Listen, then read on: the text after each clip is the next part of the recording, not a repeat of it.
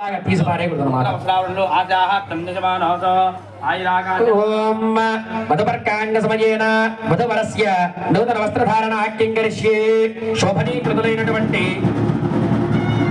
ఓం మాజాస్తే జన్యజమానోసో ఆదిరాజాస్తే సుప్రజాస్మవాజాస్తే శ్యామవనస్యామాజాస్తే ఉత్తరాంధేవయజ్ఞామాజాస్తే భోజో హవిష్కరణమాజాస్తే దివ్యంధామాజాస్తే విష్ణుం ప్రియమాజాస్తే యదనేన హవిజాజాస్తే తదస్యాత్ తదత్యాద్ తదస్మై దేవారాసంతా తదగ్రదేవో దేవేభ్యో వనదే భజభక్తేర్మానజాః ఇష్టం చ వీతం చ ఉభయజనోద్యావా పృథివీ అగుంభతస్మాదాః ఏకదర్వామస్యేదం చ నమో దేవేభ్యః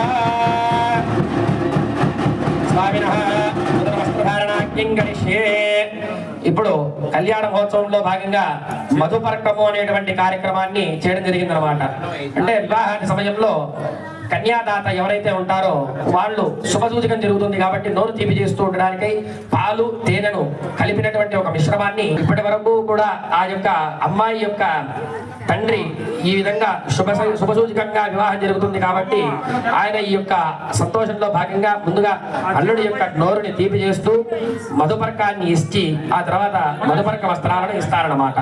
తదనంతరం ఇప్పుడు స్వామి అమ్మవారి యొక్క కళ్యాణ మహోత్సవంలో భాగంగా గుడదీ ధారణం అనేటువంటి కైంకర్యం జరుగుతోంది. గుడదీ ధారణానికి ముందుగా కన్యాదానం అనేటువంటి కైంకర్యం జరుగుతోంది. ఆ కన్యాదాన సమయంలో భాగంగా ముందుగా మహాసంకల్ప పఠనం అనేటువంటి పఠనం జరుగుతోంది. అందరూ కూడా శ్రద్ధగా వినవలసిందిగా కోరుచున్నాం.